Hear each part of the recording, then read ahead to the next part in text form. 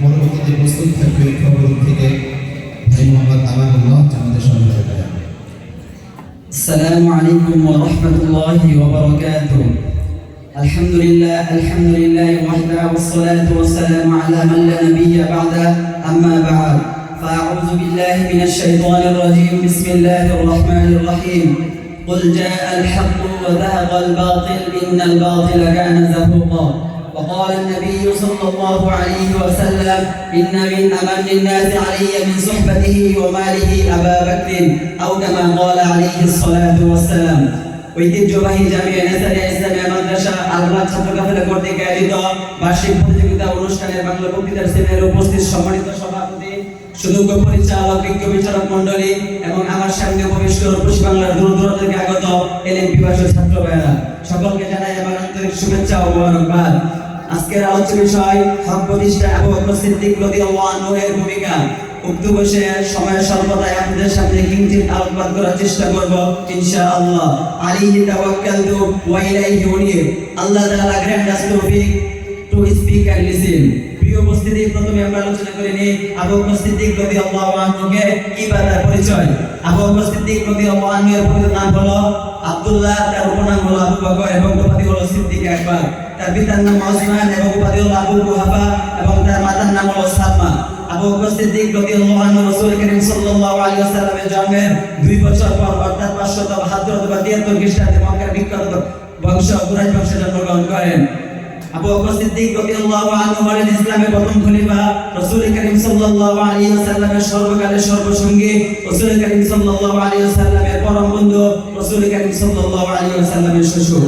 প্রিয় উপস্থিতি, এবার আমরা আলোচনা করি খলিফা হওয়ার পূর্বে আবু বকর সিদ্দিক রাদিয়াল্লাহু আনহু হক প্রতিষ্ঠায় কি ভূমিকা পালন করেছেন। রাসূল করিম সাল্লাল্লাহু আলাইহি ওয়াসাল্লাম হেরাকের নিবৃত গুহায় পরম সত্তার প্রজ্বলিত ফোকাস নিয়ে যেদিন মক্কার জিন্ন কুটির থেকে ইসলামে ডাক দিলেন, তখন সর্বপ্রথম আবু বকর সিদ্দিক রাদিয়াল্লাহু আনহু ইসলাম ধর্ম গ্রহণ করেন। তিনি ইসলাম ধর্ম গ্রহণ করার পর ইসলামকে প্রচার প্রসার কাজে নিয়োজিত হন। আবু বকর সিদ্দিক রাদিয়াল্লাহু আনহুর এই চেষ্টা প্রচেষ্টায় সর্বপ্রথম সাহাবীদের মধ্যে হযরত ওসমান গনি রাদিয়াল্লাহু আনহু, হযরত সাদ ইবনে আবু ওয়াক্কাস রাদিয়াল্লাহু আনহু, হযরত আব্দুর রহমান ইবনে আউফ রাদিয়াল্লাহু আনহু প্রমুখ সাহাবীগণ ইসলাম ধর্ম গ্রহণ করেন। শুধু তাই নয়, রাসূল করিম সাল্লাল্লাহু আলাইহি ওয়াসাল্লাম যখন মক্কার কাফেররা হত্যা করার পরিকল্পনা করলো, তখন আল্লাহ তাআলার ইঙ্গিতে রাসূল করিম সাল্লাল্লাহু আলাইহি ওয়াসাল্লাম মক্কা ছেড়ে মদিনা মুনাওয়ারা যাওয়ার ইচ্ছা করলেন এবং সেই হিজরতের সঙ্গে ছিলেন হযরত আবু বকর সিদ্দিক রাদিয়াল্লাহু আনহু। রাসূল করিম সাল্লাল্লাহু আলাইহি ওয়াসাল্লাম এবং আবু বকর সিদ্দিক রাদিয়াল্লাহু আনহু সেই মদিনায় হিজরতের যাওয়ার পূর্বে যখন সাউরকে অবস্থান করছিলেন, তখন আবু বকর সিদ্দিক রাদিয়াল্লাহু আনহু অনেক ভয় পেয়েছিলেন। এই ভয়ের প্রসঙ্গে আল্লাহ তাআলা সূরাতুত তাওবা 40 নম্বর আয়াতে ইরশাদ করেন, ইযহুমা ফিল গার ইয ইয়াকুলু লিসাহিবিহি লা তাহজান ইন্নাল্লাহা মা'ানা। অর্থাৎ আবু বকর এবং রাসূল যখন সেই সাউর ভয় ছিল, তখন আবু বকর অনেক ভয় পাচ্ছিল। আল্লাহ তাকে বললেন, হে আবু বকর, লা তাহজান ইন্নাল্লাহা মা'ানা, don't worry, God is with us. তুমি ভয় পেও না, নিশ্চয়ই আল্লাহ আমাদের সঙ্গে আছেন।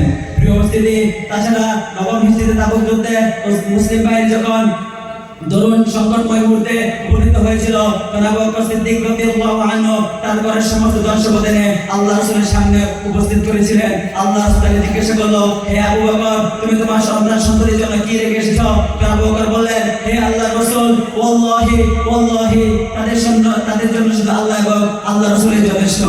প্রিয় উপস্থিতি, এই ছিল আবু বকর সিদ্দিক রাদিয়াল্লাহু আনহু এর খলিফা হওয়ার পূর্বে ইসলাম ধর্ম প্রতিষ্ঠার জন্য সামান্য আলোচনা। এবার আসুন আমরা আলোচনা করি খলিফা হওয়ার পর আবু বকর সিদ্দিক রাদিয়াল্লাহু আনহু ধর্ম প্রতিষ্ঠায় কি ভূমিকা পালন করেছেন। 11 হিজরি 12 রবিউল আউয়াল সোমবার দিন রাসূল করিম সাল্লাল্লাহু আলাইহি ওয়াসাল্লামের ইন্তেকালের পর আবু বকর সিদ্দিক রাদিয়াল্লাহু আনহু সমগ্র মুসলিম জাতির খলিফা নিযুক্ত হন।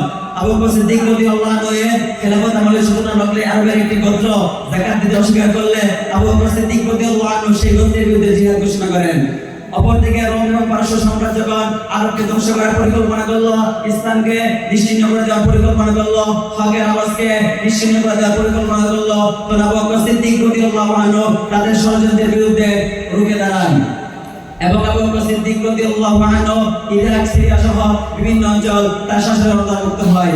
প্রিয় উপস্থিতি, এক কথায় বলা যায় রাসূল কারীম সাল্লাল্লাহু আলাইহি ওয়াসাল্লামের পর এই জমিনের মধ্যে আল্লাহ তাআলা দ্বীনকে টিকিয়ে রাখার জন্য, ইসলামকে প্রতিষ্ঠা করার জন্য, হকের আওয়াজকে সমর্থন করার জন্য যিনি সবথেকে বেশি দুঃখ কষ্ট সহ্য ত্যাগ বিসর্জন দিয়েছেন তিনি হলেন ইসলামের প্রথম খলিফা রাসূল কারীম সাল্লাল্লাহু আলাইহি ওয়াসাল্লামের পরম বন্ধু সিদ্দিক আকবর আবু বকর সিদ্দিক রাদিয়াল্লাহু আনহু। তাই তো রাসূল কারীম সাল্লাল্লাহু আলাইহি ওয়াসাল্লাম সহিহুল বুখারী 3993 নম্বর হাদিসে হযরত সাঈদ খুদরি রাদিয়াল্লাহু আনহু থেকে বর্ণনা করেন, ইন্না মিন আমানিন নাসি আলাইহি মিন সুহবাতিহি ওয়া আমালি আবু বকর, অর্থাৎ সংসর্গ সম্পর্কে আমার সবচেয়ে প্রিয় বুখারী বন্ধু আবু বকর সিদ্দিক রাদিয়াল্লাহু আনহু।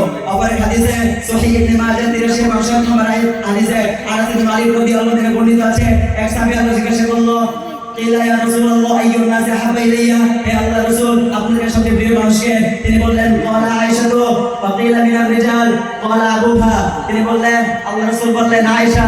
অপর সাহাবী বলল তারপর কে? পুরুষদের মধ্যে থেকে কে?